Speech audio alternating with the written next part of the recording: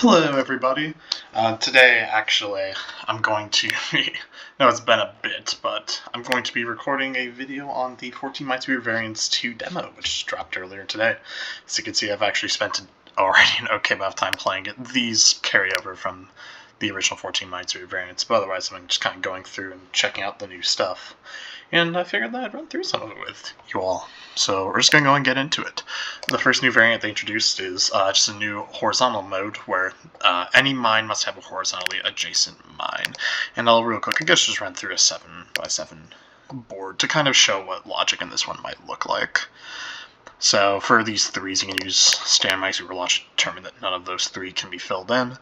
Since every mine must have a horizontal neighbor, this one cannot be a mine. Same reason this one can't be a mine, and this one cannot be a mine either.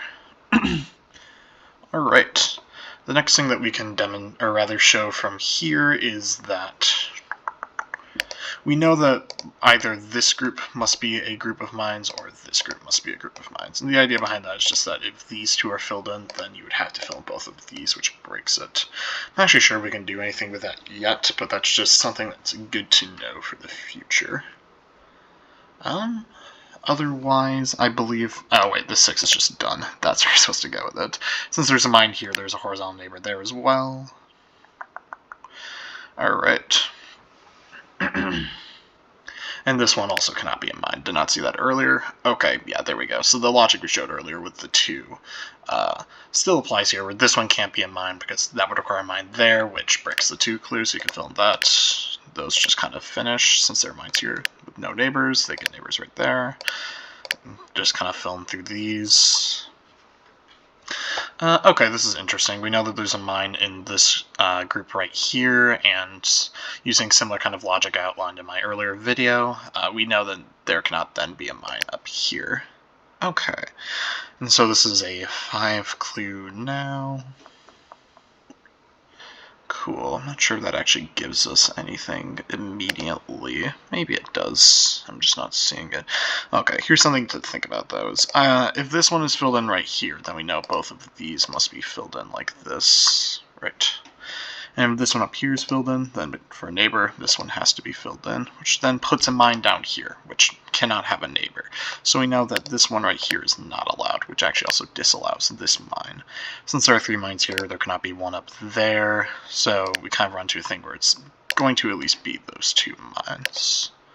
So now then, let's consider what happens if we put a mine here. We need one more mine, but any mine that's put up here needs to have a neighbor, so we know both those are filled in. That one is not. That allows us just to go through some of this like that.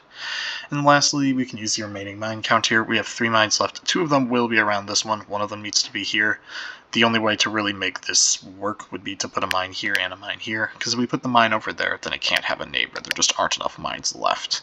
Similarly, you can't put a mine there, because no neighbor. So, alright, that's a horizontal mode. Next, I'll go on to the other left side mode that they've introduced. It's called group.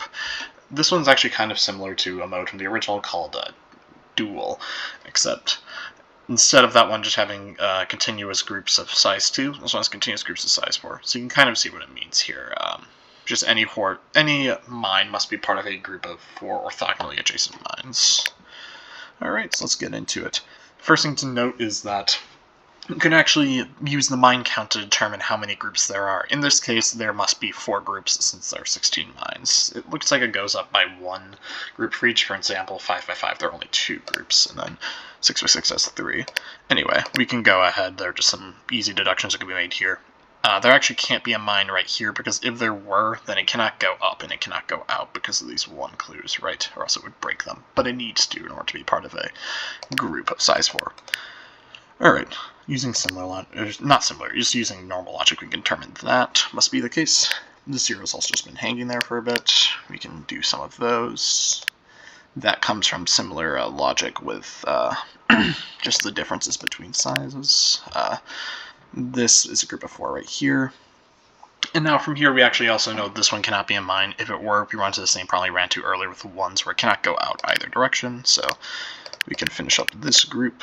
This area is just too small to have a group. So from there, we can put a mine there and there. Finish up the 2 and make it possible to have a group there. Okay.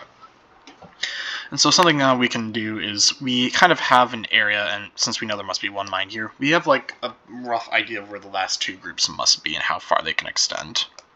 Right? So for instance, let's presume there's a mine here. It can't go down, or rather, if it's connecting to a group, it would have to connect to the group that's up here, correct? Because if it were to go down, for instance, try to connect up to this, it's at least size 5. So we know it must go up, but if it goes up one, then we have run out of room to increase its size. So therefore, there cannot be a mine here. And then that's a size 3, unless we can go up here. Boom, there we go. So that's kind of the way that logic for this will look like. It's basically, it seems like they kind of follow a structure where you're able to usually find out at least where a rough idea of where the groups are, and then from there you can kind of continue. Okay. Anyway, we're going to move out of there, and now we will try out some of the right side variants. The first one is cross. This one's actually really similar to one from the main game called negation. The idea is each clue will have 2 numbers. One of them represents the number of mines in colored cells near it, so I guess in this case they're the gray ones, and the other one represents the number of mines in uncolored cells. And the order does not actually matter. So you can see here, like this one has 3 cells on these uncolored, or 3 mines in these uncolored cells, and 1 mine on a colored cell, vice versa here. So we will go ahead and get into it. Okay, so the first thing to note about this. This one is not actually immediately giving anything, which is tragic, but also fair. Okay. So what we can do here instead is kind of a form of bifurcation, or bifurcation rather. We're just going to assume there's a mine there, then there's no mine there, there is a mine there, and I recognize that slashes being not used for mines might be a bit confusing, sorry about that.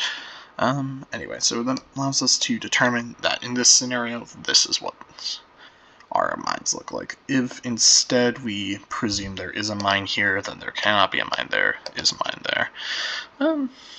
I actually think that gives us a lot. Maybe it'd be more fruitful to look at somewhere like over here. Right.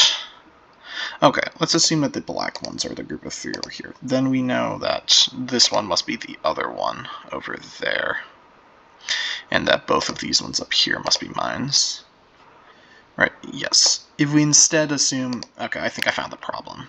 If we instead assume this one is a mine, correct? We know then that none of these are mines, since this is a 0, 2, and the 2, number is already now going to be occupied by colored, or on black cells, so I'll just call them that.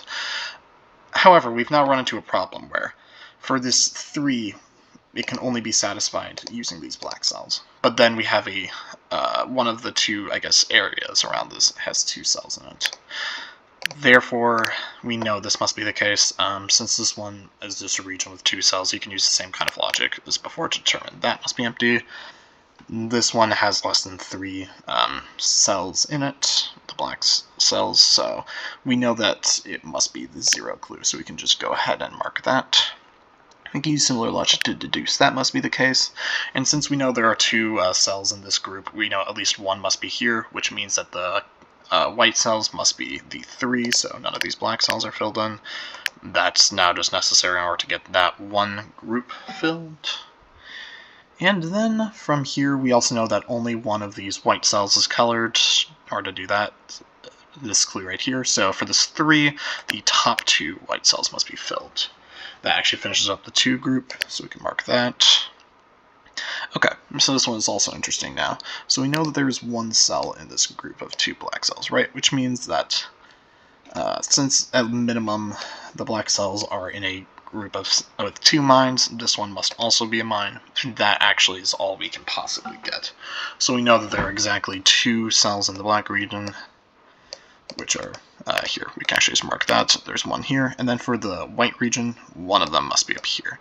More importantly, this allows us to finish up this 1 clue's black region, this one right here.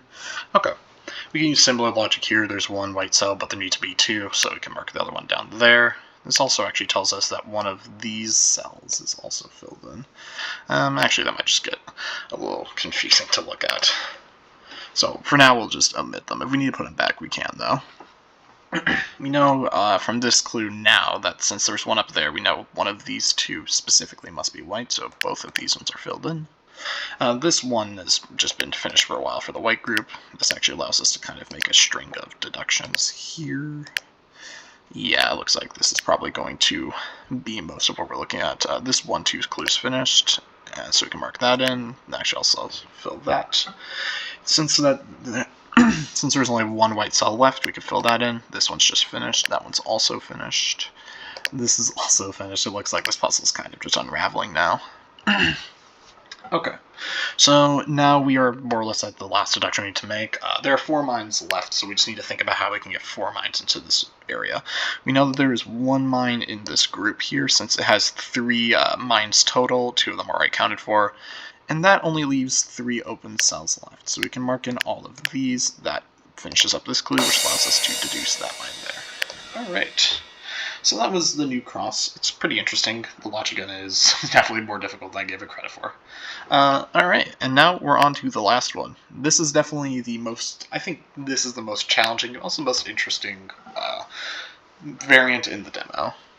So the way product works is each of the clues represent the product of the distances to the 2 nearest mines. So you can see here, for instance, right, since both of these mines are 1 square away, the clue is 1.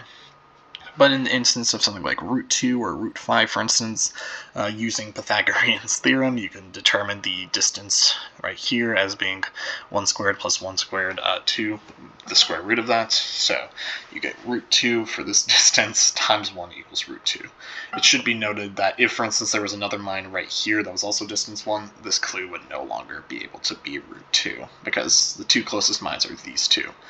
But if we have the opposite thing, where there's a another mine root 2 away, it would still be root 2 under that circumstance. Because like the idea is that it can choose one of the 2 mines out there. But if there are 2 mines just close to it, it's going to pick both of those because they're the nearest. So you can see similarly that's root 5 times 1, and this one's root 2 times root 5.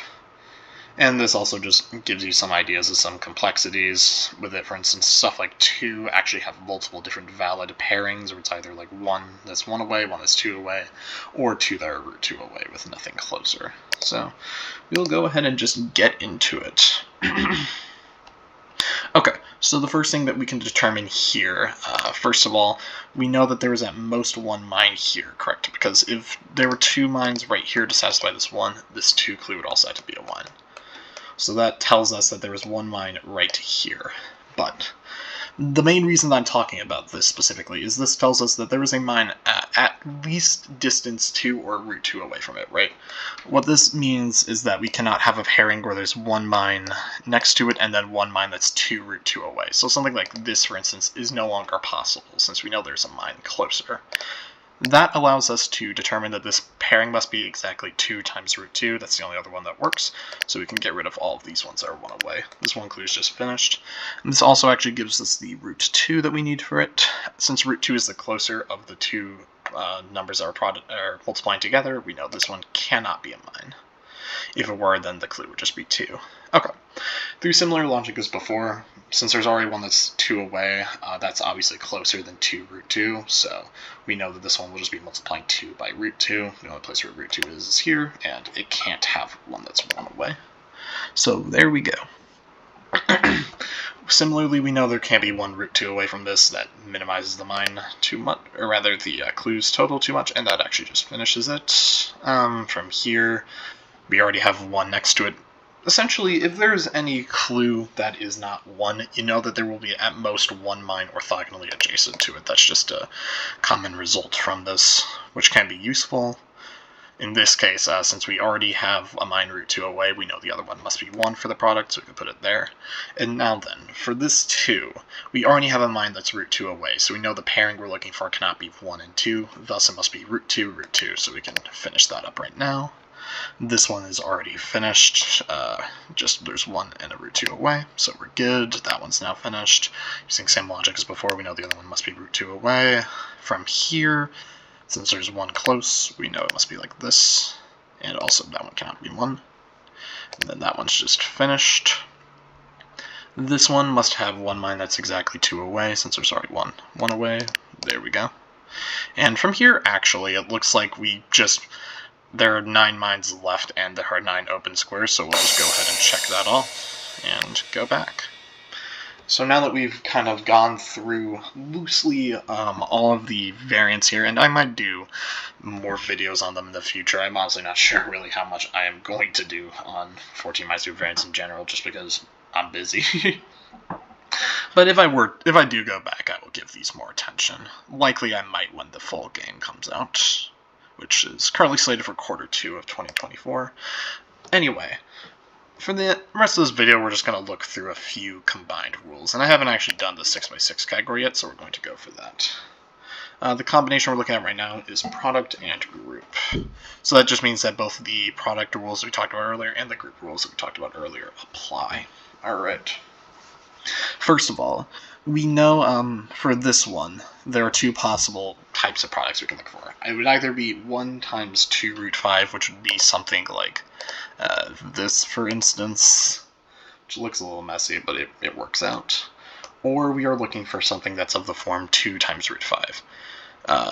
If we go for this kind of structure, we actually run into a problem. Since the mines need to be part of groups, this one must head outwards. And either way, this is going to make our total be less than 2 root 5.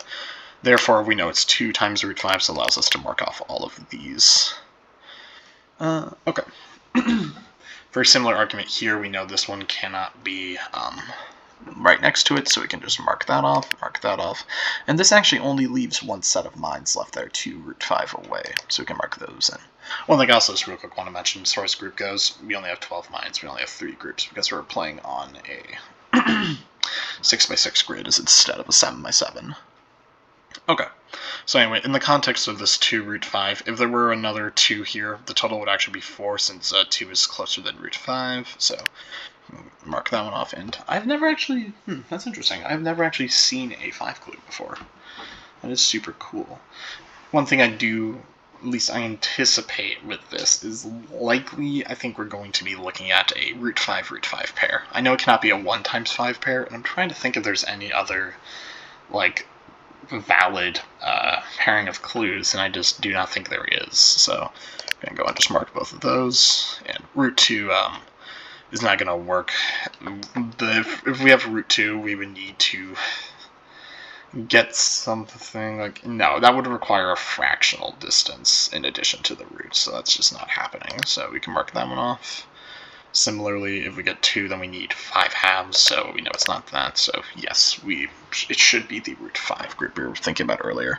Something actually we can discover is these are all of the root 5 options away. If, for instance, both of these were filled in, right, like this, then this root 2 actually should just be a 1. So instead, we know, first of all, at least one of them will be filled in, because there's only 3 options, so we can safely deduce this is filled in, exactly one of these is filled in, so this one cannot be filled in. And we can actually extend the group out 1. Okay, this is actually something that did not come up in the other one, but this is a rather common style of deduction. We know that there's 1 here, and additionally we know there's at least 1 up here. We can actually safely say that there's exactly 1, since there's a root 2 up here. If both of these are filled in, then it would have to be a 1. But this also lets us know that this one right here cannot be a mine. If it were, then we would once again get a 1. So we can safely mark that. Okay. Unfortunately, the same kind of thing is, I don't think it's going to extend, like, upwards another level, necessarily. No, it does not look like it is going to. It looks like we might instead just have to go through and start, like, thinking about maybe these as groups. That might be the way to go. Okay.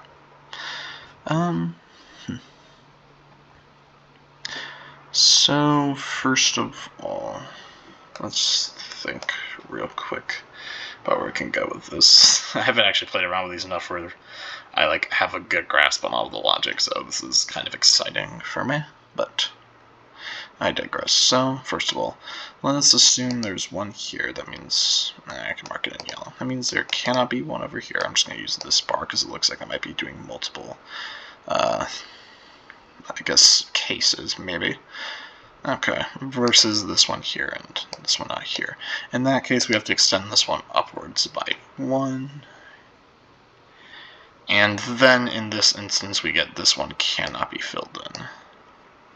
Because if it were, then this group no longer has enough room to go out. Now then, if this one was filled in like this instance, then we would get something like this, it looks like. Yes. So instead, maybe what I'll do is I'll look at this. We know this implies this from what we've seen earlier, so we can safely then mark both of these as not filled in. That also forces this, which forces this, correct? Yes, yeah. Okay. From here then we can safely say this. Since this one needs to extend out, we run into a problem. Where even at minimum it's going to hit too many. So thus this one here cannot be a mine. Okay. Cool. So now let us think about what this one might be. So first of all, this actually does limit our possibilities for this one. Let's say, for instance, it does not go here. Then it must extend out one here, which means now we have this one in like a root 2 position, right? So we can't have any of the 1s in here left. But that brings us into a problem where this group is just not large enough. So we know it must extend this way, and that tells us this one is no longer filled in. Okay. So if this one goes up here, then I see. So this one goes up here, then these ones will not be filled in. Correct. Just because if it were, this would be a 1 clue. Same argument actually applies if it goes up like that, so thus we know neither of these ones can be filled in. This one also just can't be filled in because it just does not have enough room to exist. Okay. So this 2 only has one thing root 2 away from it, so thus it must be a 1-2 pair. There we go. That should be good. And now this one must be part of a root 2 group, so we can say this with certainty. This root 2 is finished. This root 2 is also finished. You can pull that one out, pull this one here, and there we go. That's one of them finished. Ideally, I'm hoping that just the next few ones are each just going to be a unique pairing, so we can kind of go through all of them. We'll see. The next one we got is product horizontal. All right. First of all, we know this one cannot be filled in by usual horizontal logic. Okay. So either way, we know we have to put 1 here. The horizontal complement, or whatever, is going to be the 1 for this one, the orthogonal one. So we know that this one cannot be orthogonal. I actually don't even think that really relies, honestly, on horizontal logic. You can make the same deduction without it, but whatever. Since we know there will be 1 here in this region right here, maybe I'll draw this and just kind of leave it here.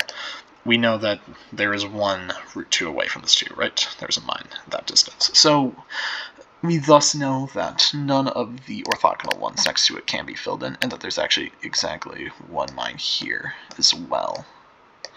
Well, actually, we now know where those mines are. Yeah. Cool. So then we can fill in both of those real quick. Since we're playing horizontal, it needs to have mines next to each other like that. Okay.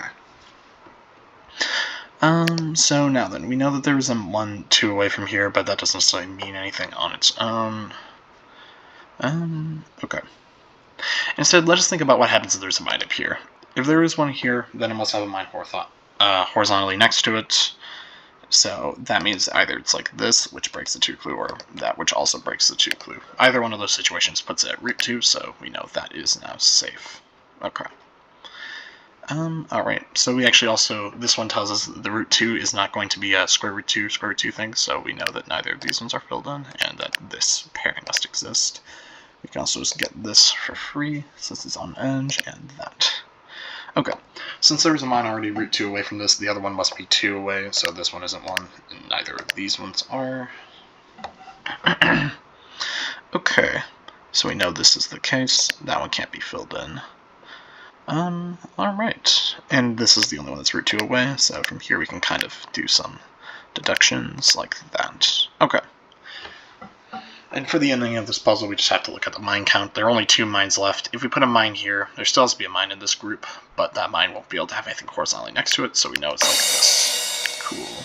Okay, cool. The next one we got is group cross. This is just a 0 clue that operates the same way as expected. Okay. So now then, let us look since since any mine needs to be part of a group, we know it can't be back here or back here, because either way it has to extend outwards, which breaks this clue. There's only one mine in this region. There's also one mine in this larger region. That gives us that information. Okay, so we know that there is already going to be one mine on one of these two black cells, so this black one cannot have a mine. This is just standard minesweeper logic. Okay. The one group must be the black group for this clue, because if the black group were the two, group, finding a way to talk about this will be easier, but that's okay. If the black group had two mines, that's just not possible. Like, you can look at it, it will not work. So therefore we know there's one there. And actually I think will be relevant to talk about each of these mines. Each of these groups has one mine. We also know thus that this group must have exactly one mine to satisfy the two property. But also that if, for instance, this one's a mine, then since this one is not a mine, it must also extend outwards like such. Correct? Yes. And that one actually works fine. Maybe let's look at what happens in the opposite case, where instead it doesn't extend. We then know that both of these ones are mines. This one must extend outwards, so it hits that one. So I think what we're really getting is just this one must be a mine. Yes. Okay. So from there, then, we also know this one is not a mine. That tracks and makes complete sense. And in the opposite case, we know this one must be a mine. So, cool. Looks like we have a pattern here where it must be opposite of each other. But I think this is actually where we kind of run into a possible deduction we can make, where specifically, if we take the yellow option here and go downwards, this doesn't actually leave enough room here to make a group with one mine in this region of 2. Thus, we must choose the red route. Yes, like that. There we go. And that one's already filled out. This one extends one more upwards. Okay. This one right here can only have one mine in it, since it's going from 1 to 2 total. If that mine is down here, then it has to extend upwards, which breaks that idea, so it cannot be. That's just, this is standard cross logic. So is this. That group's finished. This group's also finished. And so lastly, we just need to finish up that. Alright. And now we get into the last one that I'm going to look at today, which is just a horizontal cross. This we get for free. We also get all of those. Okay. So we know that there's going to be one in each of these columns just by the 1-1 clues. That means that the black ones are already accounted for with this column, so neither of those ones are black. There's only one gray. That's just from horizontal logic. Okay. Oh, that's interesting. Let's see, we might have to look at some of this real quick. So let's just assume there is a mine here. Then this 1-2 clue is already finished, right? But you can see it leaves no neighbors. We get the same kind of deduction down here. Neither of these ones can be mines because of that property. This actually only now leaves one gray mine up here, so the one group must be gray. So that's just, that's pretty nice. Additionally, we know that there is, since the difference between these is 1 and there are 2 mines down here, there's exactly one mine up here. That mine must be on the outside because of the horizontal logic. There we go. And that finishes up the gray group as well. Very nice. This one's finished now because we got rid of that. Must be a horizontal neighbor. This one's finished. This clue's finished. Also finished. Okay, it looks like we might just be able to click through a lot of this at this point. But that's okay. Alright, so here's something interesting. We know there are exactly 2 mines in this group right here. So you can just kind of box it up. Then, using the remaining mine count, we know there are 2 more mines total. At least one of those mines must be down here, so both of these must be mines, and this one cannot be a mine. So yeah, we can just do that. This clue's finished. There we go. Alright, so it looks like that is really going to be where my video ends on this demo. I appreciate everyone here for watching, and we'll see. I might post a bit more over the coming few days. Maybe not. Who can really say? Either way, I will see you all next time. Have a good one.